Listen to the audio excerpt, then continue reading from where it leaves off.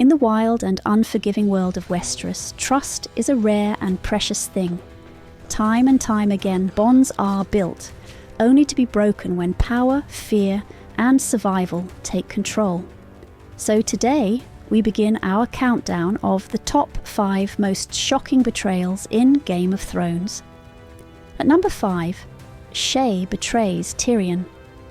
Tyrion Lannister, the sharp-tongued but kind-hearted son of Tywin Lannister, believed he had finally found someone who truly cared for him, a woman named Shae. Shae wasn't like the noble ladies of King's Landing. She was a foreign-born woman who worked as a prostitute, but Tyrion saw past all of that. Despite her background, he trusted her, loved her, and even tried to protect her from the dangerous world of the royal court. As Tyrion's political troubles grew, especially after his forced marriage to Sansa Stark, he began to fear for Shae's safety. His enemies could easily use her to hurt him. So in Season 4, Tyrion begged her to leave King's Landing. When kindness didn't work, he pretended to insult her, pretending he never loved her, all to make sure she would go far away and stay safe.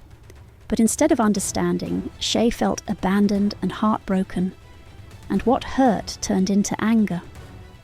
When King Joffrey is poisoned at his own wedding, Tyrion is accused of the murder. During his trial, the Lannisters call their final surprise witness, Shae. In front of the entire court, Shae lies under oath, claiming that Tyrion had planned Joffrey's murder and even making up a false story about Sansa Stark helping him. She repeats the same cruel words Tyrion once used to push her away. For Tyrion, her betrayal is like a dagger to the heart, not just because of the lies, but because it came from someone he loved and trusted most. Moving on to number 4, Theon betrays Robb Stark. Raised alongside the Stark children, Theon was more than a friend, he was family.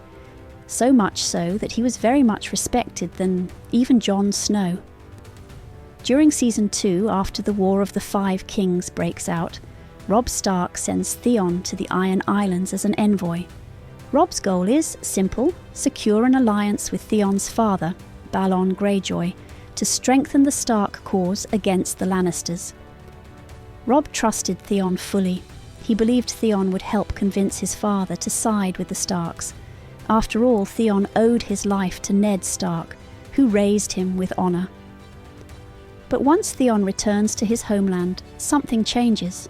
Balon Greyjoy mocks Theon for acting like a Stark and demands that he prove his loyalty to House Greyjoy.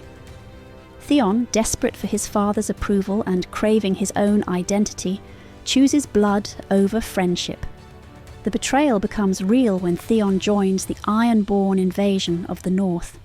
Even worse, Theon himself leads a small force to attack Winterfell, the very home where he grew up, and the family that treated him as one of their own. Once inside Winterfell, Theon captures the castle and even declares himself Prince of Winterfell. His actions go beyond betrayal.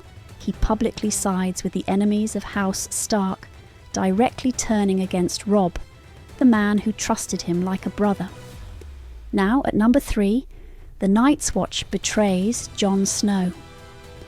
Throughout his time at the Wall, Jon Snow lived by one unshakable belief: the Night's Watch is a brotherhood, a place where men stand together, no matter where they came from, and protect the realm as one.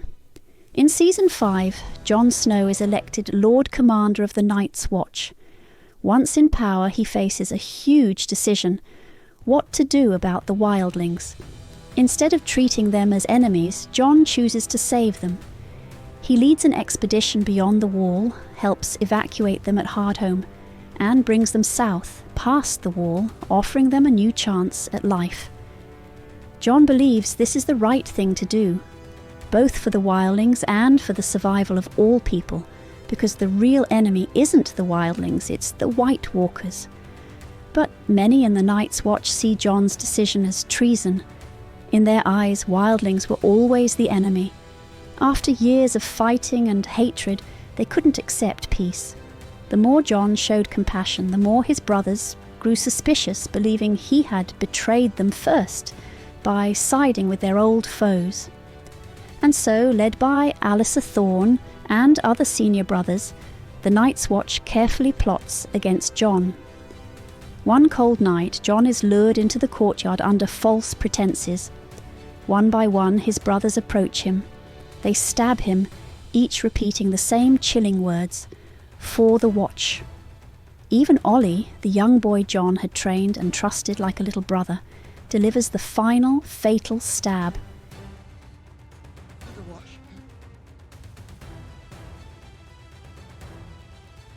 And at number 2, Ned Stark's betrayal. When Ned Stark arrived in King's Landing, he carried with him honour, loyalty, and a strong belief in doing what's right, even in a world built on lies and ambition. But his honesty was no match for the deadly game being played in the capital. And at the centre of that game was Petyr Baelish, better known as Littlefinger. Early on, Littlefinger pretends to be Ned's ally. He gives him advice, helps him investigate Jon Arryn's death, and even leads Ned to the truth. That Joffrey Baratheon isn't Robert's true-born son, but actually the product of Cersei and Jaime Lannister's incest. Ned, believing Littlefinger is on his side, shares his plan. He will confront Queen Cersei, reveal the truth, and place Stannis Baratheon, Robert's true heir, on the Iron Throne. When King Robert dies, Ned goes to the throne room with a signed royal decree naming him Protector of the Realm. Ned believes the City Watch will back him because Littlefinger promised their loyalty. But when the moment comes, Littlefinger shows his true colours. The gold cloaks turn on Ned, killing his men and forcing him to surrender. I did warn you not to trust me. This betrayal sealed Ned's fate. It led directly to his arrest, imprisonment, and ultimately his execution. And finally, at number 1, the Red Wedding. The Red Wedding isn't just one of the most shocking scenes in Game of Thrones. It's also one of the greatest betrayals in TV history. Earlier in the war, Robb Stark, the king in the north, had made a deal with Walder Frey, Lord of the Twins. In exchange for safe passage across Frey's bridges, Robb promised that he would marry one of Walder's daughters. But Robb broke his word. He followed his heart and married Talisa, in the show instead. This public insult wounded Walder Frey's pride, and he wanted revenge, not on the battlefield, but in the coldest way possible, through betrayal. In Season 3, Robb tries to make peace. He agrees to a new marriage between his uncle, Edmure Tully, and one of Frey's daughters, hoping to restore the alliance. The wedding is held at the Twins, and everything seems calm. Laughter, music, food and drink. Old grudges appear forgiven. But it was all a lie. Once the ceremony's over and the feast is in full swing, the doors are closed. The musicians begin to play The Rains of Castamere, the Lannister victory song. It's the first sign that something is wrong. Suddenly, Walder Frey signals the attack. His men, armed and ready, slaughter Robb Stark, his mother Catelyn, his pregnant wife Talisa, and most of the Stark army, all under the sacred rule of guest right. In Westeros, once you share bread and salt at a host's table, your safety is supposed to be guaranteed. Walder Frey shattered that ancient tradition. This wasn't just Frey's revenge, it was part of a larger plan, carefully arranged by Tywin Lannister. By using treachery instead of open war, Tywin wiped out the Stark leadership and ended Robb's rebellion in a single night without risking a single Lannister soldier.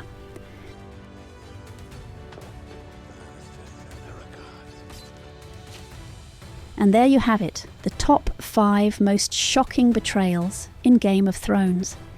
In a world where honour is rare and trust is dangerous, these moments remind us that sometimes the deadliest blow doesn't come from a sword, but from someone standing right beside you. If you enjoyed this list, don't forget to hit that like button and subscribe for more deep dives into the world of Westeros.